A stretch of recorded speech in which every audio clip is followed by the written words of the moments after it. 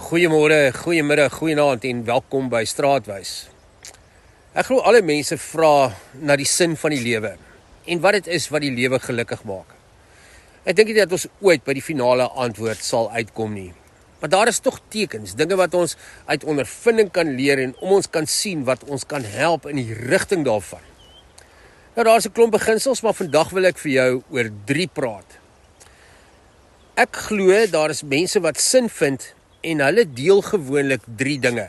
Klomp ander goeters ook, maar hierdie 3 is nogal belangrik. Die eerste is verbondenheid, tweede is autentiekheid en die derde is bekwaamheid.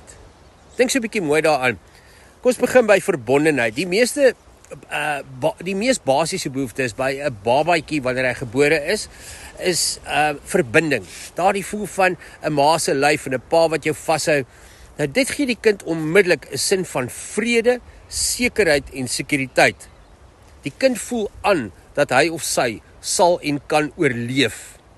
Jy kan die mooiste huis hê en die vinnigste kar, die beste planne, maar as jy alleen voel, begin jou siel krimp en groei jou vrees.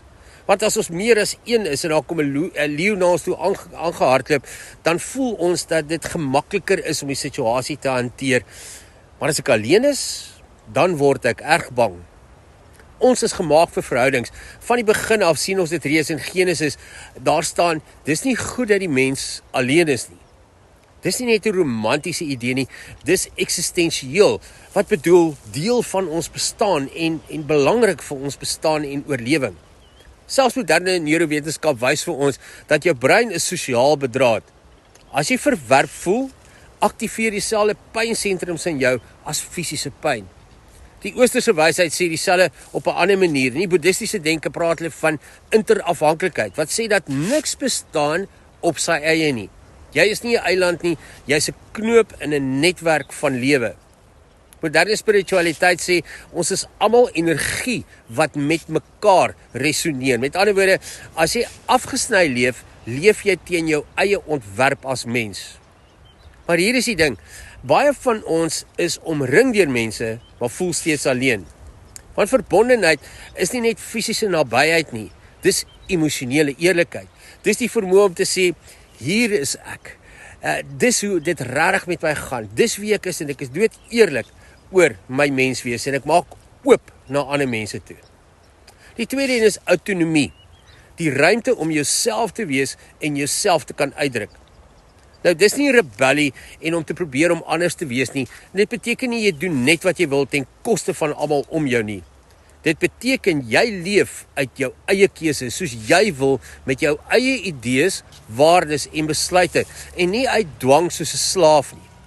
As jy die hele tyd probeer om ander mense tevrede te stel, na hulle pype te dans of onder die dwang van skuld of vrees, dan leef jy nie volledig nie.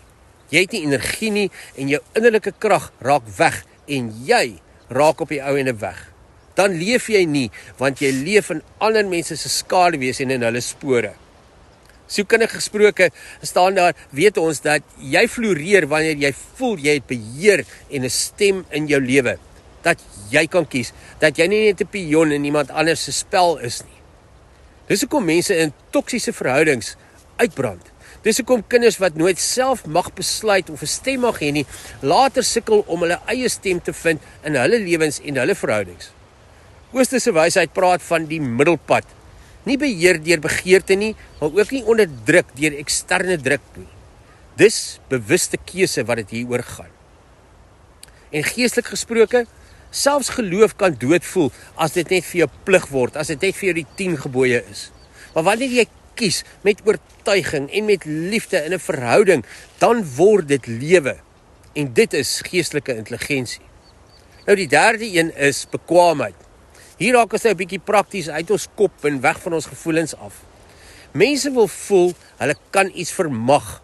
En daarom sê jou kleuter vir jou, kyk mamma, kyk. Ons wil voel asof ons groei. Ons wil voel ons dra iets by tot die mense rondom ons en die wêreld rondom ons. Dink byvoorbeeld aan ou mense en hoe vinnig hulle agteruit gaan en ophou sinvol leef wanneer hulle voel hulle kan nie meer 'n bydrae lewe nie, wanneer hulle aftree, wanneer hulle kinders hulle nie meer nodig het nie. Dink byvoorbeeld in dieselfde asem aan ouers wat se kinders groot word en die huis verlaat en universiteit toe gaan of trou en jou nie meer so nodig het nie. En dit breek baie mense. Wanneer jy konstante mislukking voel of wanneer niemand jou talente erken of wat jy doen vir hulle erken nie, begin jy glo jy's onbekwaam. En daai storie raak dan jou identiteit en dan trek jy terug. Maar wanneer jy geleenthede soek en kry om te leer, te probeer, te verbeter, te doen, dan bou jy weer vir jouself selfvertroue. Nie arrogansie nie, maar gesonde bekwaamheid. Nou hier is die straatwys waarheid van vandag. Baie mense se gedrag is net 'n noodkreet van een van hierdie 3 behoeftes wat nie vervul is nie. Die man wat aggressief raak, dalk voel hy magteloos omdat hy nie werk kry en as bekwaam gesien word in die wêreld nie. Die vrou wat alles probeer beheer daar in die huis, dalk voel sy nie veilig nie, dalk hinker sy net na koneksie met jou. Die tiener wat rebelleer, dalk soek hy net sy eie stem en wil net graag gehoor word. Ons kyk na gedrag, maar onder dit lê ons behoeftes. En as jy dit verstaan, begin jy mense anders sien en jouself ook.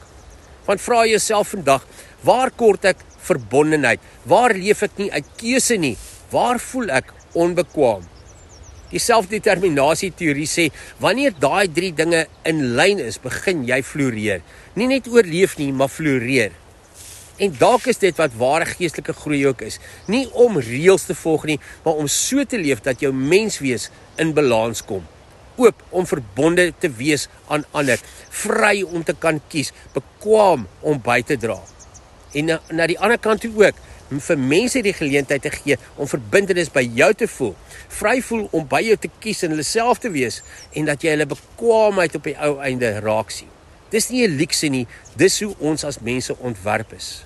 En wanneer jy begin om jou lewe so te bou, nie rondom vrees nie, nie rondom ego nie, maar rondom gesonde behoeftes, dan gebeur iets. Jy begin nie net beter funksioneer nie, jy begin heel voel, en 'n hele mens verander sy wêreld. Ek hoop jou dag is wonderlik en tot ons weer saam stap, mooi loop.